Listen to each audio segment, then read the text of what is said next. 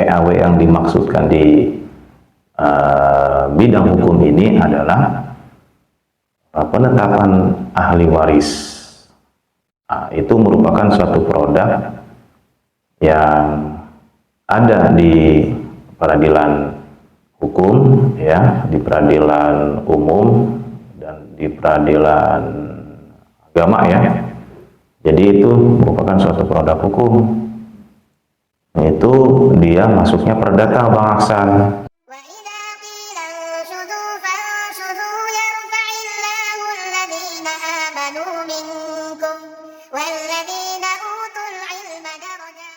Assalamualaikum warahmatullahi wabarakatuh. Waalaikumsalam warahmatullahi wabarakatuh. Bismillahirrahmanirrahim. Alhamdulillahirabbil alamin. Allahumma sholli ala sayyidina Muhammad wa ala ali sayyidina Muhammad. Teman-teman dimanapun berada, semoga kita semua dalam keadaan sehat walafiat dan aktivitas kita mendapatkan barakah dari Allah Subhanahu wa taala. Alhamdulillah, kita berjumpa kembali dalam channel Media Barokah TV bersama Bang Bani. Ya teman-teman berada, kemarin kita sempat membahas mengenai hadonah atau pemeliharaan. Pada malam ini kita akan membahas mengenai waris bersama Bang Mani tentunya nih. Saya akan mencoba untuk lebih runut ya teman-teman, agar teman-teman itu dapat memahami alur atau step by stepnya nih. Bang Mani, ini kita mengenai waris ya.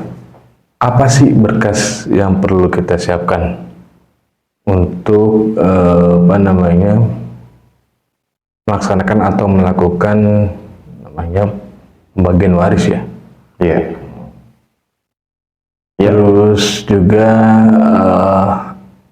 apakah seluruh ahli waris itu harus hadir dalam sidang? Itu mungkin pertanyaan dulu Bang Bani, silakan. Ya, terima kasih Bang Aksan. Terima kasih para pemirsa dimanapun Anda berada. Assalamualaikum warahmatullahi wabarakatuh. Waalaikumsalam warahmatullahi wabarakatuh. Saya tidak lupa juga mengucapkan salam hukum bagi kita semuanya. Solus populis sublema les exto, artinya keselamatan masyarakat itu lebih diutamakan. Saudara-saudaraku sekalian dimanapun Anda berada, dari Sabang sampai Merauke, dari Miangas sampai Rote, saya doakan semoga Anda selalu dalam keadaan sehat walafiat, baik yang ada di dalam negeri maupun yang di luar negeri. Masih bersama saya Ahmad Syabhani dan Bang Aksan di Media Barokah TV. Terima kasih atas pertanyaannya yang sangat bagus dari Bang Aksan. Apa sih langkah-langkahnya, begitu ya Bang Aksan ya? Jadi sebelum itu kita bahas, walaupun tidak secara mendalam, tapi akan saya sampaikan apa sih itu PAW. Jadi kita pada hari ini membahas tentang temanya PAW Bang Aksan. Apa itu PAW? PAW itu bukan artinya kepanjangan dari pergantian antar waktu, gitu Bang Aksan, bukan. PAW yang dimaksudkan di bidang hukum ini adalah penetapan ahli waris.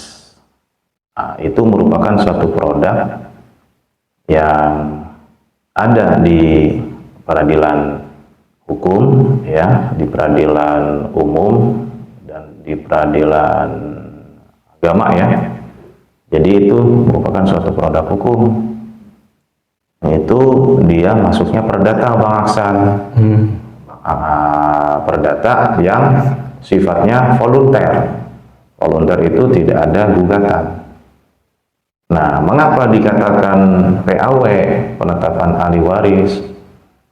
Nah, karena setiap manusia itu kan pasti punya generasi anak lah ya, anak kandung.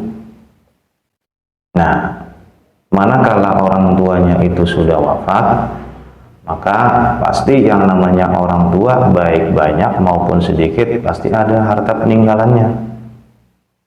Kalau di dalam Islam itu ada namanya istilahnya furudul muqaddarah, bagian-bagian yang telah ditentukan bagian besarnya, ya kan?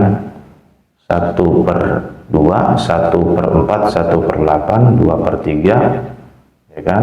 1/6, 1/3. Itu semuanya sudah ditentukan oleh Allah melalui Al-Qur'annya. Sebagian semuanya itu furudul muqaddarnya ada di surah An-Nisa, Bang Aksan. Nah, tetapi yang kita bahas masalah penetapan ahli waris ini sifatnya permohonan, Bang Aksan. Bukan ada perlawanan, tidak ada gugatan. Orang tua yang sudah meninggal, baik ayah, ibu, manakala sudah waktunya dibagikan ke anaknya dan perlu ada penetapan dari pemerintah melalui pengadilan. Begitu Bang Hasan. Artinya di pengadilan agama secara khusus, ya kalau memang kita mayoritas karena umat Islam, maka wilayah kerja, wilayah kekuasaan daripada pengadilan agama itu menetapkan siapa bagiannya mendapatkan yang mustahak, yang berhak, ya. Mustahak pun itu kan dari bahasa Arab, ya. Jadi hakim itu menetapkan bagian-bagian yang sudah mendapatkan bagiannya dan ditetapkan secara hukum negara. Jadi apa langkah-langkahnya? Ya, langkah-langkahnya tentunya penetapan ahli waris itu syaratnya ya diantaranya manakala orang tua kita sudah salah satunya meninggal, kan? Seumpamanya dua-duanya sudah tiada, maka yang dijadikan sebagai PAW itu salah satunya saja, ya kan? Tidak harus dua-duanya diajukan, tetapi kalau seumpamanya ibunya dulu meninggal, ya kan, bapaknya masih ada, maka yang diajukan penetapan ahli waris itu ibunya dulu. Nah, atau dibalik, ayahnya terlebih dahulu yang meninggal, lalu ditetapkan melalui pengadilan. Setelah itu ibunya kan masih hidup. Nah, ibunya kalau masih hidup maka dijadikan sebagai ahli waris, kan? Karena ayahnya sudah meninggal, ibunya masih hidup. Nah, bagaimana kalau dua-duanya sudah meninggal?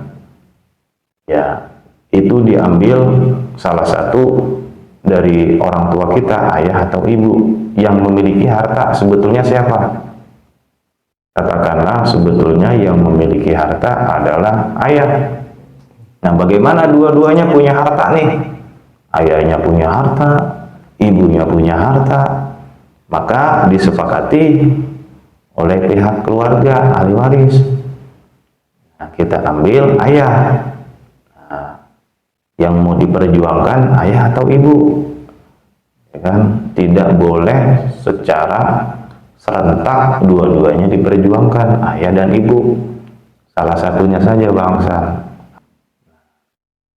Penetapan ahli waris itu tidak ada kaitannya dengan gugatan, karena penetapan ahli waris itu sudah diketahui siapa kedua orang itu punya anaknya siapa saja, dan masyarakat pun sudah mengetahui bahwa si fulan dan si fulanah ini punya anak sekian. Dan dari beberapa anaknya itu sudah mendapatkan bagiannya. Tinggal keabsahannya melalui negara nih, payung hukumnya. Himayatul bilad. Bahasa fikihnya itu ada perlindungan dari negara. Ahli waris yang telah mendapatkan haknya, ya kan? Setelah itu diperkuat dengan adanya penetapan dari hakim. Nah, bagaimana syarat-syaratnya? Tentu pasti ada syarat-syaratnya, bangsa. Seperti biasa, kita sudah harus mempersiapkan dokumentasi yang sudah lengkap. Di antaranya KTP asli, KK asli, kartu keluarga asli, ya, kartu tanda penduduk asli, buku nikah asli kalau yang sudah menikah, terus akta kelahiran yang asli, ya kan? Terus kalau ahli warisnya itu sudah ada yang meninggal, ahli warisnya itu punya anak enggak? Kalau dia punya anak, berarti itu ponakan atau cucu daripada orang tua kita yang akan kita perjuangkan dan kita masukkan sebagai pewaris pengganti. Ya, jika dokumen-dokumen itu telah lengkap, kan, maka kita ajukan permohonan. Bagaimana dokumentasinya belum lengkap? Harus dilengkapi. Kalau memang ada bukti talak nikah, maka sebisa harus dihadirkan bukti talak nikahnya, kan? Kapan dia menikah dan kapan tahunnya dia bercerai bangsa. Dan tidak sampai di situ saja, berkas itu harus ditelusuri sampai ke generasi yang pertama, katakanlah kakek nenek, karena kan harta itu kan harus ada kejelasan dari mana alur itu harta. Kakek nenek yang terlebih dahulu meninggal, itu minimal kita punya surat kematiannya. Buktinya dengan apa? Dokumentasinya itu ada surat PM1 dari kelurahan, atau ditambahkan lebih lengkap lagi, yaitu bukti foto kuburannya kakek dari orang tua kita, nenek dari orang tua kita, ya kan? Umpamanya Muhammad Abdullah, itu ya, Muhammad Abdullah ini dia punya ayah namanya Abdul Muthalib, katakanlah ayahnya ya. Nah, Abdul Muthalib ini punya orang tua lagi, katakanlah Abdullah Muthalib. Nah, kakeknya itu daripada Muhammad Abdullah harus dihadirkan ininya, bukti daripada kuburannya bangsa. Karena memang perkara penetapan ahli waris ini kalau dibilang sulit, memang sulit, karena itu berkaitan dengan kehadiran daripada dokumentasi yang harus dilengkapi semuanya, dan ahli warisnya siapa saja. Kan kalaupun itu bisa dihadirkan, maka wajib sidang pertama itu prinsipal yang berkaitan dengan yang disidangkan, ya kan, orang tuanya yang sudah meninggal, maka ahli warisnya harus hadir. Nah, bagaimana jika tidak hadir? Biasanya hakim itu akan memberikan kesempatan pada sidang yang berikutnya. Jika memang bisa dihadirkan, dihadirkan. Nah, kalau tidak bisa hadir, nah itu nanti bagaimana caranya? Bisa kita buatkan surat keterangan tidak hadir atau surat working dari notaris. Kehadirannya sebabnya apa? Apa sebab mendesak, darurat? Karena darurat tidak bisa hadir. Nah, itu ada surat working dari notaris. Begitu bahasan penjelasan. Memang ini lumayan bisa kita jadikan sebagai darkum, sadar hukum, sehingga kita memahami apa itu PAW. Begitu Bang Hasan. Berarti harus itu hadir semua ya, diusahakan harus hadir. Nah, kalau misalnya dia itu keberatan kan dalam pembagian warisnya ini, karena kan ya, mungkin kita tahu ya teman-teman sekalian, ada yang sempat ramai gitu kan, itu keberatan nih, karena menurut dia itu kan Bang, nggak sesuai nih gitu kan bagiannya gitu kan. Terus pertanyaan berikutnya, kalau pewaris ini dia punya piutang gitu kan, apakah harus wajib bang si ahli waris menyelesaikannya bang? Silakan bang. Ya, jadi saya jelaskan lagi. Jadi PAW itu adalah permohonan, bukan gugatan.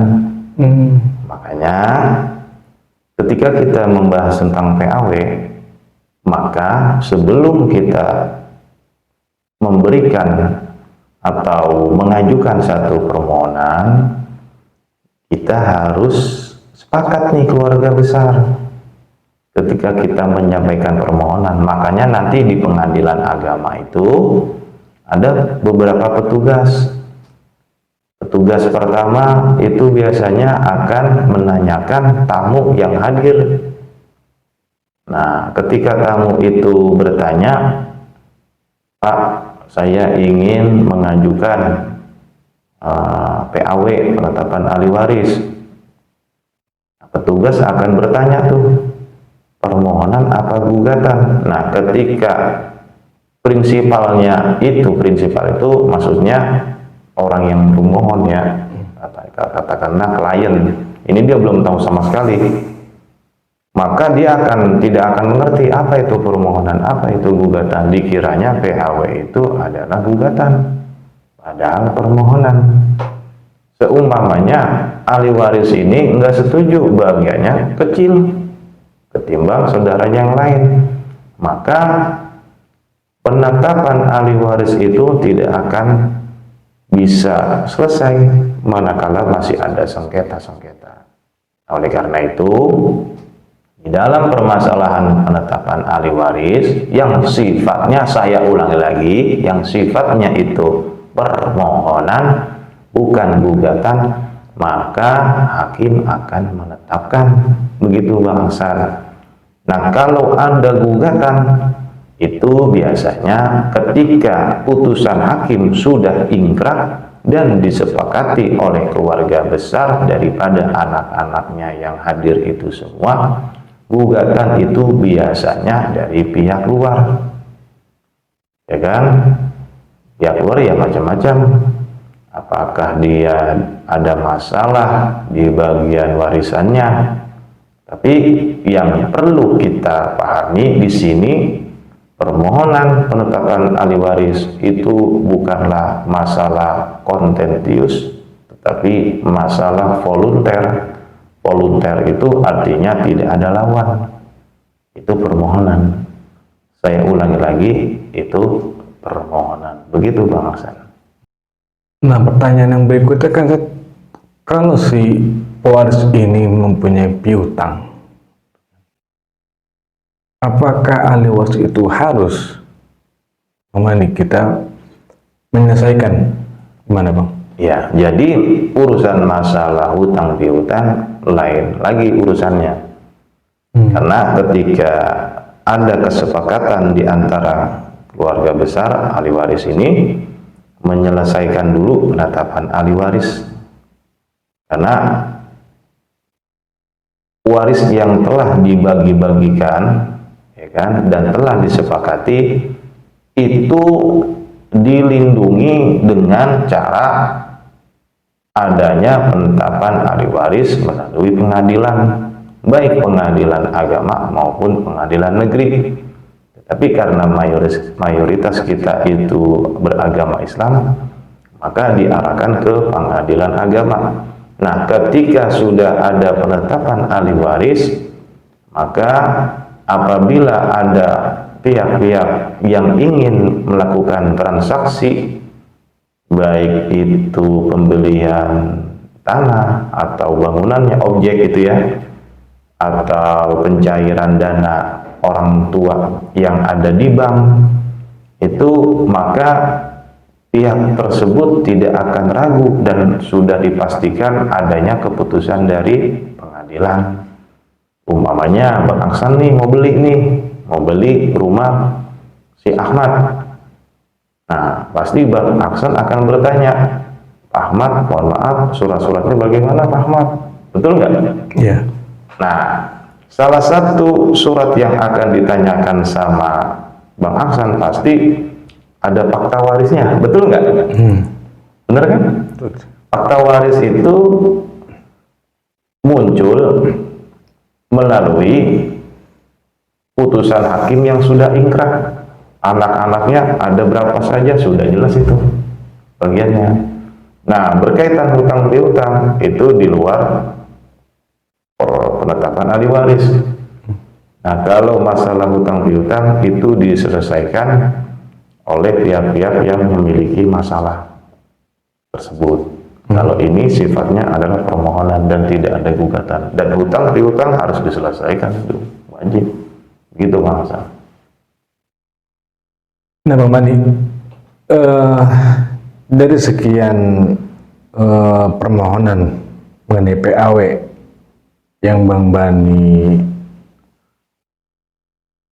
acarakan ya, Iya. yang paling Bang Bani itu berkesan ataupun ini gitu kan, apa Bang Bang? Ya, itu pertanyaan sangat bagus Bang Hasan. Itu pasti berkaitan dengan dokumentasi. Dokumentasi itu macam-macam Bang Hasan. Katakanlah dia dulu anaknya nikah nih, tapi tanpa sepengetahuan orang tuanya. Katakanlah orang tuanya nggak tahu nih waktu masih hidup nikah, ya kan? Buku nikahnya ada, tapi tidak diketahui orang tuanya gitu. Ada juga yang dia nikah dengan lain agama, terus pas sebelum akad nikah dirubah namanya karena di KTP aslinya nama agama sebelumnya, ya kan, sebelum menikah nih KTP-nya kan masih nama agama sebelumnya. Nah, sebelum akad nikah itu secara Islam katakanlah itu diganti nama. Ada itu yang sedikit kita agak punya ini tugas yang harus kita tanganin. Ada lagi umpamanya nih, dia udah nikah katakanlah tahun 2000 kan, ternyata KUA-nya itu mengalami pemekaran wilayah. Nah, itu dokumentasinya harus kita ketemukan tuh. Seumpamanya buku nikahnya udah hilang gitu ya. Ya minimal punya salinan ya, buku nikah kan. Ya dia harus mencari tuh dokumen KUA dulu di mana, ternyata udah pindah pemekaran. Nah, itu kalau dia sampai bisa menemukan dokumentasi tersebut, wah itu sangat luar biasa. Ada lagi kakek nenek, coba umpamanya, ya kan, cucunya di Jakarta nih. Nah, kakeknya katakanlah di mana, Papua, kan jarak tempuhnya luar biasa jauh. Nah, itu harus kita memiliki teknik-teknik tertentu. Karena riwayat daripada ahli waris itu diketahui sampai ke kakek nenek, kuburannya, terus surat kematiannya, tahun berapa dia meninggal. Dan memang kita butuh kesabaran Bang. Ya kalau kita nggak sabar bagaimana? Dalam pengadilan itu kan yang penting itu kan bukti. Betul nggak? Ketika hakim bertanya, maka kita harus bisa menjawab, benar nggak? Ada pertanyaan, ada jawaban. Nah, masalahnya ketika hakim bertanya, yang masalah kita nggak bisa jawab. Nah, jawaban kita itu melalui dokumentasi, betul? Nggak bisa kalau kita dalam persidangan itu tidak membawa bukti. Biasanya di sidang kedua tuh pembuktian. Mulai dari dokumentasi dicocokkan, terus adanya saksi-saksi yang mengatakan bahwa apakah Anda kenal dengan si fulan? Kenal. Sudah berapa lama kah Anda mengenal? Ya kan? Betul, anaknya ada ini namanya ini, ya itu. Nah itu apa namanya dinamika di dalam kita beracara itu pasti ada bangsa. Namanya juga dinamika, gitu lah. Baik, yang tadi Bang Bani sampaikan itu, yang lagi-lagi tadi Bang Bani sampai penekanan itu, PAW ini, penetapan ahli waris itu sifatnya volunteer dan tidak adanya gugatan. Dan saya sangat berharap kepada teman-teman sekalian untuk komentar positifnya dan juga like and share itu karena agar kami terus, saya dan Bang Bani ini terus kita bisa memberikan edukasi mengenai hukum dan semoga menjawab pertanyaan teman-teman dan langkah-langkah teman-teman bisa tahu step by stepnya seperti apa, gitu kan, lebih mempersiapkan lagi, dan kita berharap sih teman-teman itu bisa mengikuti sesuai prosedur ya Bang ya. Ya. Gitu. Dari saya dan Muhammad Sabani cukup sekian. Sampai bertemu pada episode-episode berikutnya. Assalamualaikum warahmatullahi wabarakatuh.